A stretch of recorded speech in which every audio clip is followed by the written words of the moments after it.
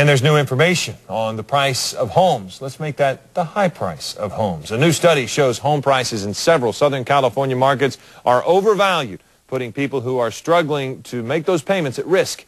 Eyewitness News reporter Karen Carlson is live in Burbank, where she talked with a would-be buyer and her financial advisor. Karen.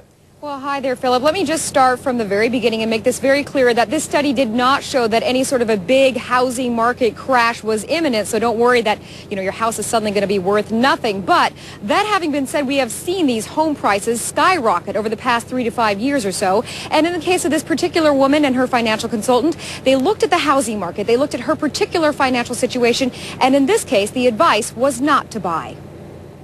I don't feel like I'm sacrificing, but I don't want to also feel like I've made a bad decision by getting into a house. Aaliyah Nori started talking to a financial consultant a year ago, wondering if it was time to buy a house. She's not surprised to hear the latest study that says California's home markets are overvalued. She saw it firsthand. Everything we found was really, really overvalued. Like, I would see a house and we'd tour it and we'd go through the open house and we'd find that they were asking $500,000 and it was a complete fixer-upper. The National City Corporation studied historic price data, area income, mortgage rates, and population density. What it found was this, that homes in Riverside are overvalued by 60%, Los Angeles 48%, the same in Oxnard, and Santa Ana in Orange County overvalued by 41%. Well, it's not really surprising considering that we've had over 20% per year gains over the last 3 years here in the Los Angeles area.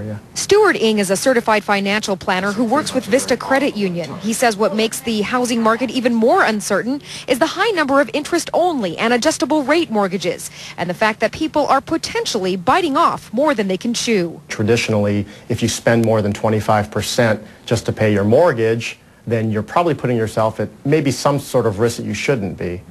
And currently people are extending themselves 50, even 60% we're seeing of their income. Ng advised Nori not to buy right now. He even recommended to one person who doesn't want to live here long term to sell now and rent. People are going to real estate agents and they're hearing the same advice, which is, oh, everything's fine and it'll at worst plateau in price. But I'm not sure that any asset in history has ever just plateaued in price when it's reached extreme overvaluation, which is what we're seeing in these studies now.